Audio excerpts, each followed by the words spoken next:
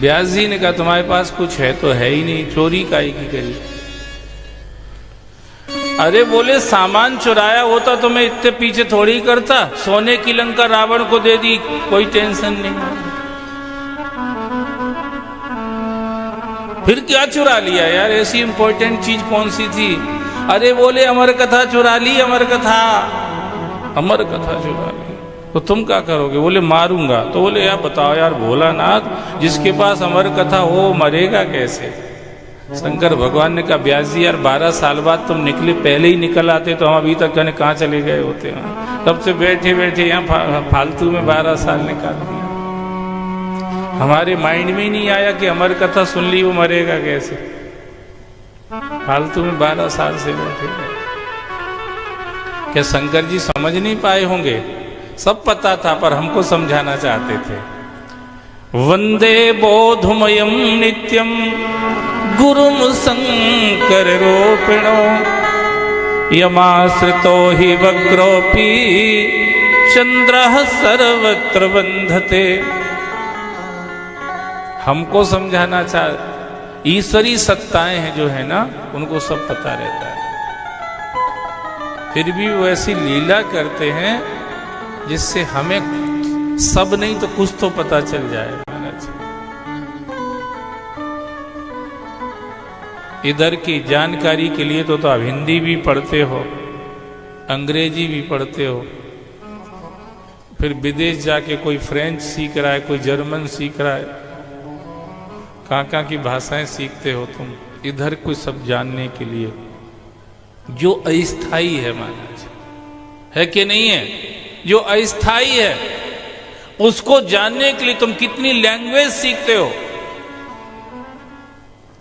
पर कुछ भगवान के बारे में जान सको जो स्थायी सत्ता है, जो अमर सत्ता है, जो आनंदमय सत्ता है, जो चैतन्य सत्ता है, जो सत्य सत्ता है, उसके बारे में तुम खुद जान सको। इसके लिए ये सारी कथाएं हैं महाराज।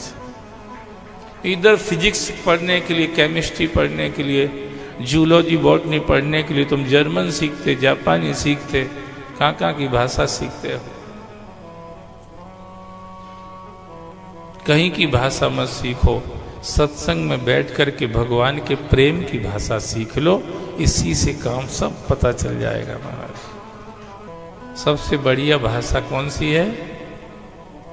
सब बोलो प्रेम की भाषा। सबसे बढ़िया भाषा प्रेम की भाषा महाराज। मीठी वाणी बोलिए, मन का आपा खोए, औरन को शीतल करे, आप हो शीतल होए।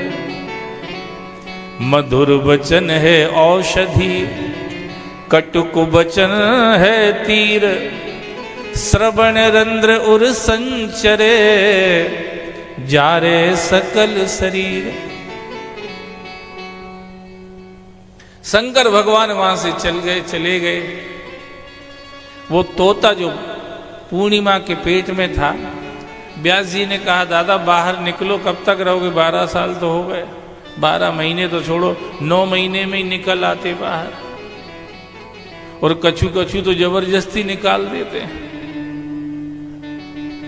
गायनो वाली मैडम से मिलते हो, कहते सुनो हमने सुना कि पूर्णिमा को जो बच्चे होते हुए बड़े होनहार होते हैं, ऐसा इंजेक्शन लगाओ हमारी मिसेज को कि बच्चा पूर्णिमा को ही हो जाएगा।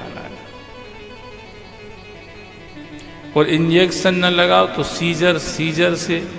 सीजर वाली प्रोसेस से कर दो पूर्णिमा को। फिर दुनिया को बताएंगे देखो चैतन्य महाप्रभु का जन्म पूर्णिमा को हुआ था, नानक देव का जन्म पूर्णिमा को हुआ था, रैदास का जन्म पूर्णिमा को हुआ था, कबीर दास का जन्म पूर्णिमा को हुआ था, हनुमान जी का जन्म पूर्णिमा को हुआ था, चैतन्य महाप्रभु का जन्म पूर्णिमा को हुआ था, हमारे बेटे का जन्म भी पूर्णिमा को हुआ नहीं है, कराया है दादा। हुआ कहाँ है? उनका हुआ था, तुमने कराया है। अब कराए में ने हुए में तो फर्क तो पड़ेगा। इसलिए जो नैसर्गिक व्यवस्था है, जो नैसर्गिक व्यवस्था है, जो नेचुरल प्रोसेस है, ये जो ईश्वरीय संविधान है वो उसमें काम करता है। तुम पूर्णिमा को जन्म करवा दो कि अष्टमी को जन्म करवा दो कि एकादशी को जन्म करवा दो, अबे तो जन्म पे ही आए फिर मरवाने भी लग जाएंगे। बोले एकादशी पे मरते हुए तर जाते, बोले इंजेक्शन लगा दो, हमारे पिताजी को एकादशी पे मार दो डॉक्टर साहब, तर जाएंगे, झंझट का काम आ रहा है। हो सकता है ऐसे ही दिमाग काम करने, आगे का पता भैया, कछु भी हो सकता है इस दुनिया में, इसलिए समझदारी से रहा करो, कछु भी हो सकता है। Because we are living in this uncertain world, nothing is certain here. कभी कुछ भी हो सकता है। दोस्त कभी दुश्मन बन जाएंगे कह नहीं सकते, और कब कोई दुश्मन अपना दोस्त बन जाए कह नहीं सकते। Because we are here in uncertain world. कब अपने पराये हो जाएंगे, कब कोई पराया अपना हो जाएगा, कुछ नहीं कह सकते। अनसर्टेन वर्ल्ड है, अनिश्चित संसार है। कब कौन मिल जाएगा, कब कौन बिछड़ जाएगा, अनसर्टेन है सब कुछ। सुनहु भरत भाभी प्रबल, बिलख कहो मुनिनाथ, हानि लाभ जीवन मरण जस अपजस विधि हाथ।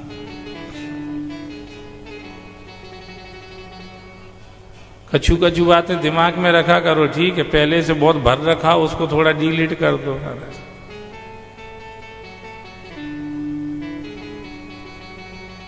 ये खोपरा पाक की खुशबू कहां से आने लग गई है? बोलो शंकर भगवान। सुखदेव जी बैठे थे, पेट में व्यास जी ने कहा बाहर निकलो, उन्होंने कहा भीतर ही बढ़िया है। क्यों? बोले बाहर जितने निकल गए सबकी हालत खस्ता दिख रही है, सुबह से शाम तक बेचारे मारे मारे फिर रहे, परेशान, टेंशन, कोई की हालत अच्छी नहीं दिख रही हमें। पीठ पे लैपटॉप टांगे चली जा रही, कहाँ जा रही पता ही नहीं, हाथ में मोबाइल लिए चली जा रही, सड़क पे टकराती इधर से उधर, सामने वाला बचाए तो बचा जी, तो मरने के लिए घूम ही रही, मारा मोबाइल लिए हाथ में। भीतर ही बढ़िया है। सुखदेव जी ने कहा भीतर ही बढ़िया है, ये बाहर वालों की हालत बहुत खराब है, कि हम इधर पहुंच गए तो हम ही ना ऐसे ही हो जाएं, इसलिए ये इधर दूर ही बढ़िया।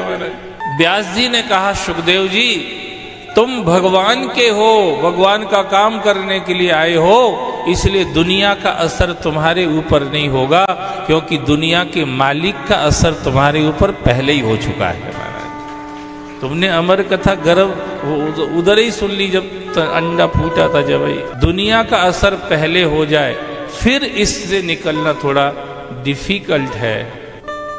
अगर दुनिया के मालिक का असर पहले हो जाए तो फिर दुनिया में रहने में भी कोई दिक्कत नहीं है महाराज। पहले जमाने में जो गुरुकुल पद्धति थी उसमें मालिक का प्रभाव पहले हो जाता था, ऐसी शिक्षा पद्धति थी सबके ऊपर, मालिक का प्रभाव पहले हो जाता था। इसीलिए दुनिया में रहने में न तो खुद को परेशानी आती थी, न खुद के कारण किसी और को परेशानी आती थी। आज के एजुकेशन सिस्टम में मालिक का प्रभाव नहीं, संसार का प्रभाव पहले होता है।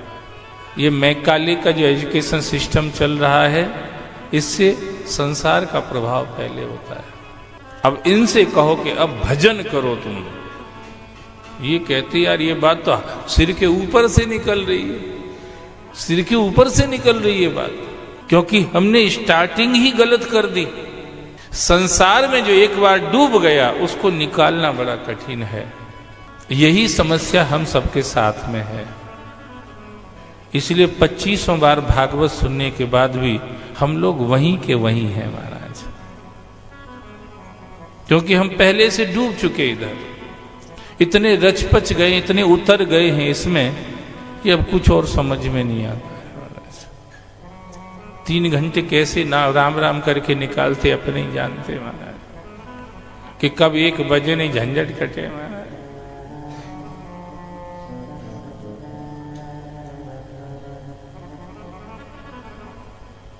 ऐसा लगता फिर अपनी नॉर्मल लाइफ में आ जाएंगे, जो गप में ठोकना, इधर की उधर करना, उधर की इधर, जो भी है सब फिर 21 घंटे कोई प्रॉब्लम नहीं है, 3 घंटे भारी पड़ते महाराज।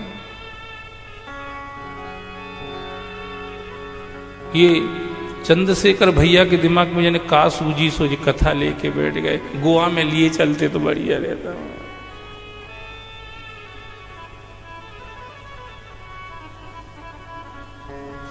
चंद्रशेखर भैया, चंद्रशेखर जैसे भैया जब तक संसार में हैं तभी तक ये अमृत मिल रहा है, ये ध्यान रखें, नहीं तो बहुत मुश्किल है, वेरी डिफिकल्ट। सुखदेव जी को जब व्यास जी ने कहा तब वो बाहर निकले, और जैसे ही बाहर निकले तो बाहर का ही रास्ता पकड़ लिया महाराज। यम प्रभजंत मनोपेतम पेत कृत्यम द्वपायनो विरह कातर आजुहाव पुत्रेति तन्मयतया तर्वो अभुनेदुस् तम सर्वभूत हृदयम मुनि मानतोस्मि। पकड़ लिया जंगल का रास्ता, चले गए जंगल में, और एक पत्थर की शिला मिली सो उसी पर बैठ के निराकार ब्रह्म का ध्यान करने लगे महाराज। व्यास जी ने सोचा निराकार का ध्यान आदमी कब तक करेगा, अगर साकार का ज्ञान ना हो तो जीवन सरस नहीं बन पाता है। सिर्फ निर्गुण में रहने से आदमी एकाकी हो जाता है, सगुण के स्वरूप का आभास होने पर ही हमारे जीवन में सरसता आती है, सेवा आती है, समग्रता आती है, एक दूसरे के साथ अपने जीवन को शेयर करने का भाव आता है। हम सिर्फ अपने लिए नहीं जिएंगे, हम सबके लिए जिएंगे, हम सबके लिए कुछ करेंगे, हम सबके काम आएंगे। ऐसा भाव तभी आता है जब सगुण की भी उपासना हो महाराज। निर्गुण निराकार की उपासना में आप एकांत में कपड़ा डाल लो सिर के ऊपर, ऐसा कपड़ा डाल के बैठ जाओ महाराज, कोई लेना ही देना नहीं दुनियादारी से, कौन क्या कर रहा कौन नहीं कर रहा है। पर सगुण की उपासना करेंगे, साकार की उपासना करें। अरे बहन थोड़ा मक्खन लाना, अरे मौसी थोड़ी मिश्री लाना, अरे दादी अरे तुलसी दल थोड़ा लाना, क्यों? बोले कृष्ण को भोग लगाना है।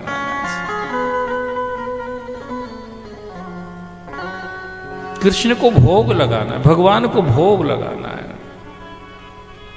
अरे आज कहां चली गई गरुण घंटी नहीं मिल रही, नाती ने तो उठा के कहीं इधर उधर नहीं डाल दी, गरुण घंटी कहां चली गई? एक सहज चिंतन, एक सरस चिंतन,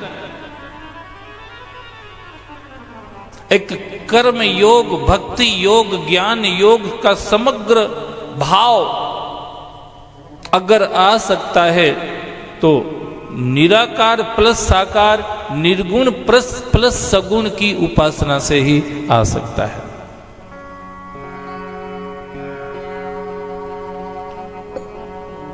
सुखदेव जी निराकार ब्रह्म का ध्यान कर रहे बैठे बैठे,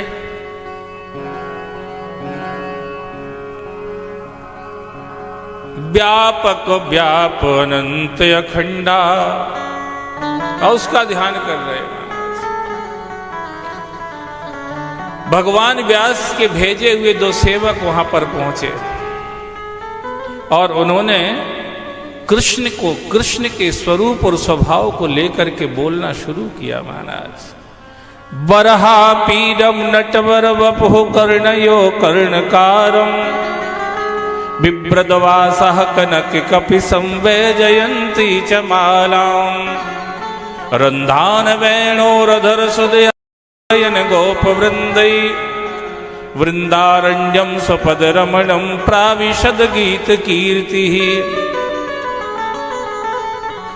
अहो वकीयम स्तन कालकोटम जिघांसया यादप्य साधवी लेवे गतिम धात्र उचितम ततोम कंबा दयालु शरणम ब्रजेम।